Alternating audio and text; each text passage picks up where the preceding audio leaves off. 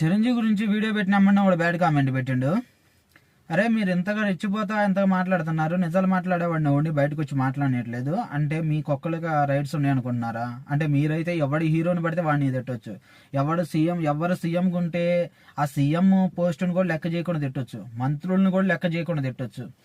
అంటే ఏటోళ్ళు మాత్రం తిట్టకూడదు. ఎప్పుడు పలానోళ్ళు మంచిగా చెడని నేను ఏ నాయకుడికో ఏ పార్టీకో ఎవరికో సపోర్ట్ చేయట్లా, నేను ఇండివిజువల్గా మాట్లాడుతున్నా, డైరెక్టర్ కానీ మిమ్మల్ని అడుగుతున్నా. అంటే మీరైతే మాత్రం మంది సంఖ్యలు బాగా ఉన్నాయని ఎవడి సంఖ్య పడితే వాడి సంఖ్య నాకొచ్చు. మాకు అలవాటు లేదు కాబట్టి ఎవడి భజన చేయకుండా ఇండివిజువల్గా నేను వీడియో చేసుకుంటుంటే ఏం పీకటానికి వచ్చి బ్యాడ్ కామెంట్స్ పెడుతున్నారు.